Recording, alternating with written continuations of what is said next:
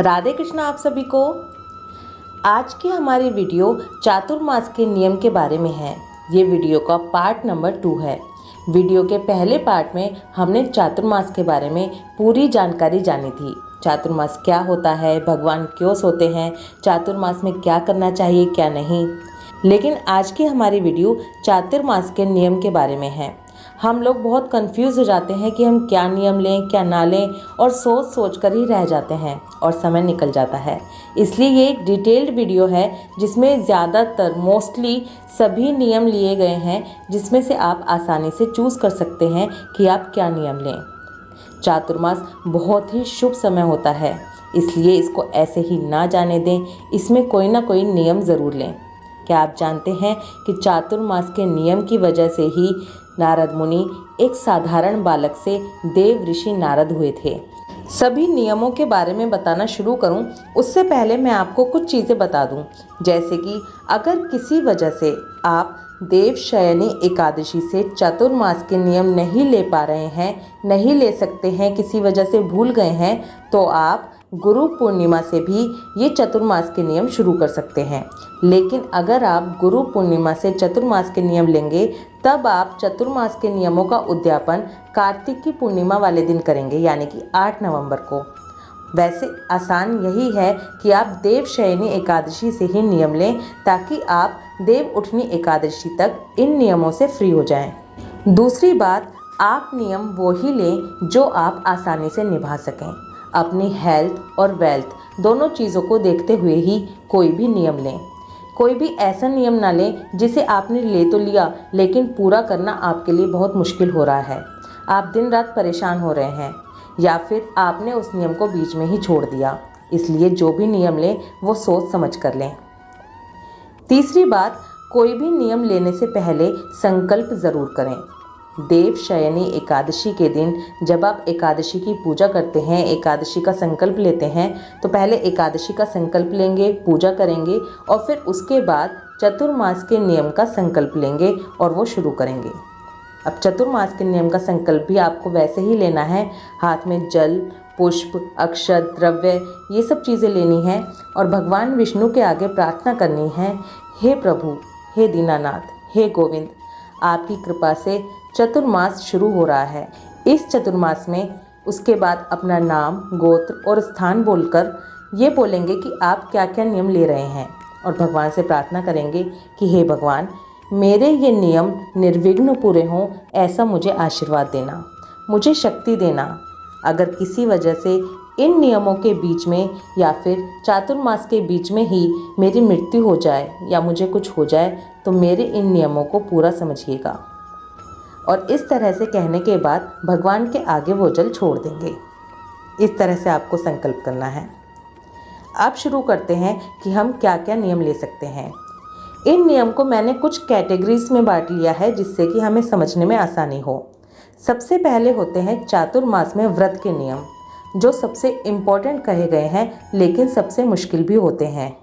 इसमें आप एक टाइम खाना खाने का नियम ले सकते हैं, यानी कि एक टाइम आप सिंपल खाना खाने का नियम ले सकते हैं।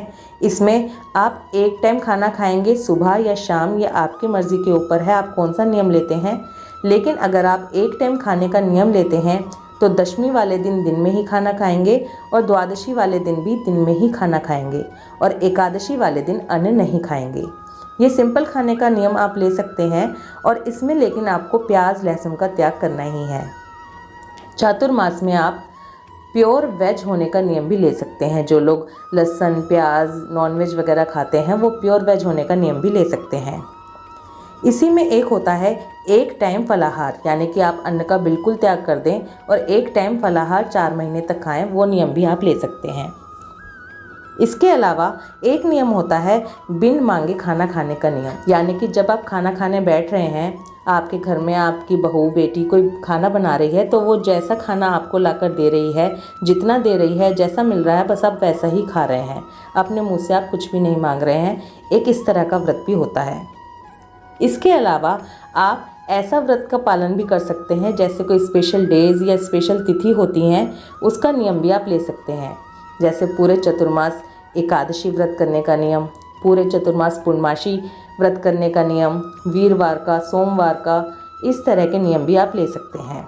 पूरे चतुर्मास नमक का त्याग करने का नियम भी लिया जा सकता है, लेकिन ये बहुत ही मुश्किल नियम है, इसलिए जो भी आपकी सेहत के अनुसार हो आप वही नियम लें।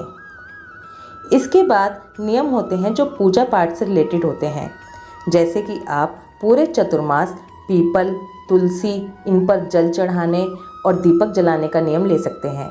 लेकिन अगर आप पीपल और तुलसी पर जल और दीपक जलाने का नियम ले रहे हैं तो इतवार के दिन ना तो तुलसी जी की पूजा होती है ना ही पीपल की। आप ये ना सोचें कि अगर मैं इतवार को ऐसा नहीं करूँगी तो मेरा नियम टूट जाएगा। जी नहीं, इतवार के दिन तुलसी जी और पीपल की पूजा करना निषेध है। इसके अलावा आप रोज़ सूर्य देवता को जल देने का नियम ले सकते हैं। आप रोज़ाना दीपदान का नियम भी ले सकते हैं। तुलसी जी पर, पीपल पर, विष्णु भगवान पर, मंदिर में जाकर, शिवजी जी पर, किसी नदी में दीपदान करने का नियम, अगर आपके घर के पास कोई नदी है, या फिर गौशाला में दीपदान करने का नियम भी लिया जा सकता है।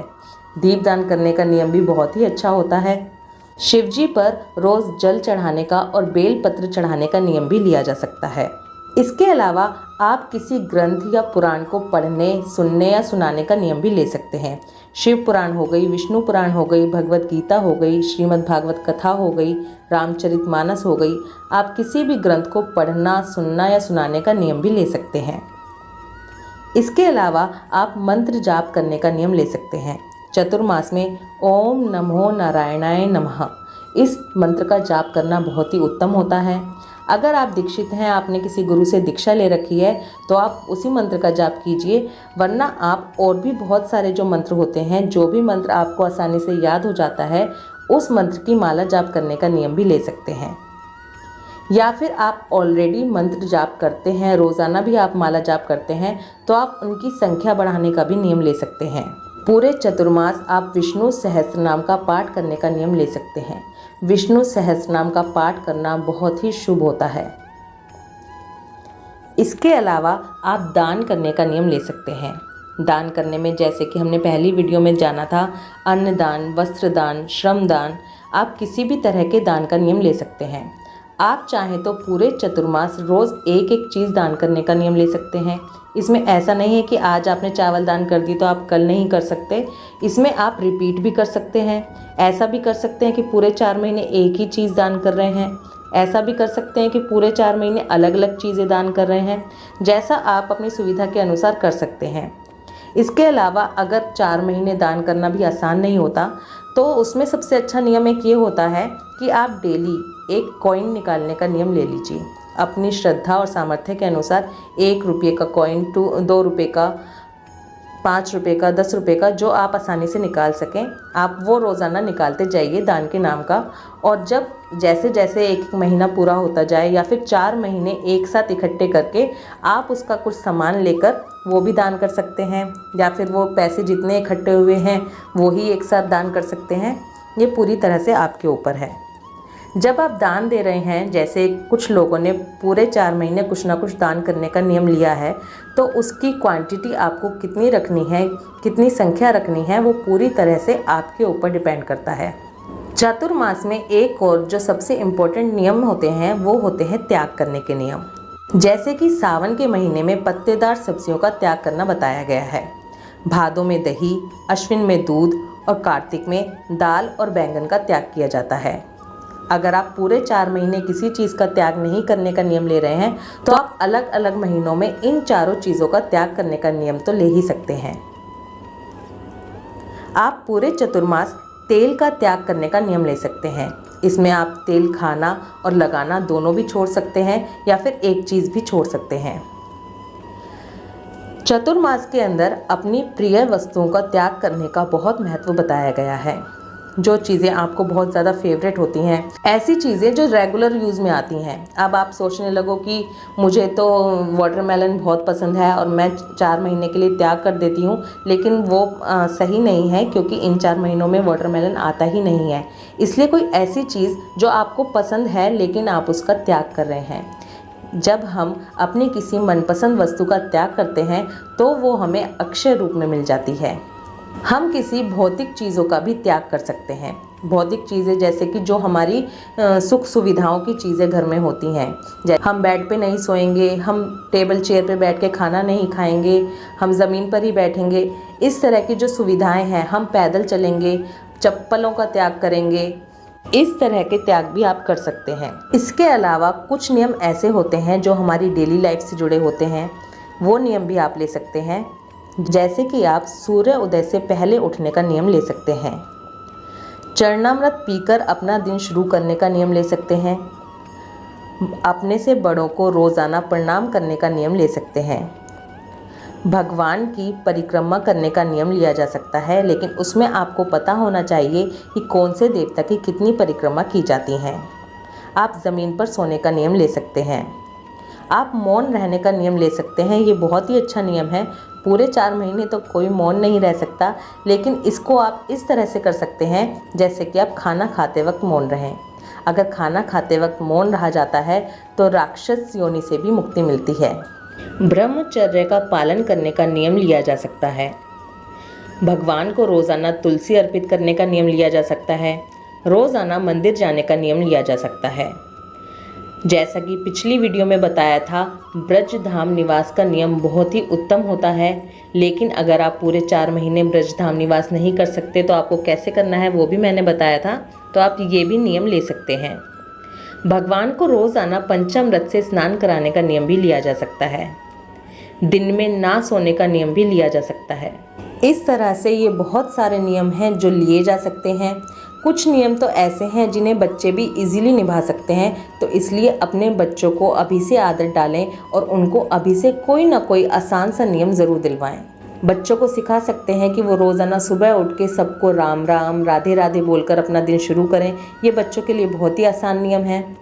जैसा कि मैंने वीडियो के शुरू में ही बताया, चतुर्मास बहुत ही उत्तम समय होता है, इसलिए चतुर्मास के इस पावन समय को बिल्कुल भी व्यर्थ ना जाने दें।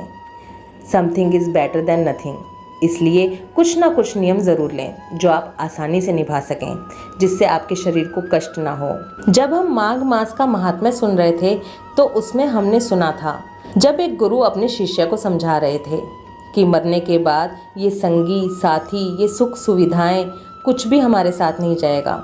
अगर साथ में कुछ जाएगा तो वो है हमारे कर्म।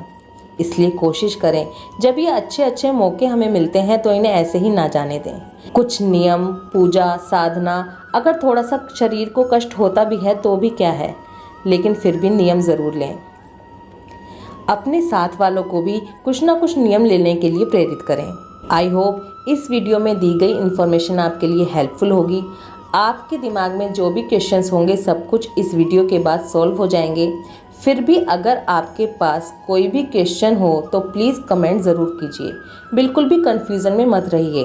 मैं हैंड टू हैंड ही आपके क्वेश्चन का आंसर देने की कोशिश करूंगी, जिससे कि आपको नियम लेने में देरी ना हो। वीडियो पसंद आए तो वीडियो को एक लाइक कर दीजिए। इस वीडियो को जितना हो सके उतना शेयर कीजिए, ताकि हम भी मात्र बन सकें किसी दूसरे इंसान तक ये भावना पहुंचाने की कि उन्हें भी चतुर्मास में कोई ना कोई नियम लेना ही है। अगर हमारे कहने से कोई एक भी व्यक्ति कोई पुण्य का काम करता है तो हमारे नंबर भी ऊपर बढ़ाए जाएंगे। इसलिए इस वीडियो को ज़्यादा से ज़्यादा शेयर करें, दूसरों को चतुर्मास के महत्व के बारे में बताएं। अगर आप चैनल पर नए आए हैं तो चैनल को सब्सक्राइब करके बेल आइकन पर क्लिक कर लीजिए, जिससे कि वीडियो का हर नोटिफिकेशन आपको मिल सके। ओम नारायणाय नमः। राधे कृष्णा।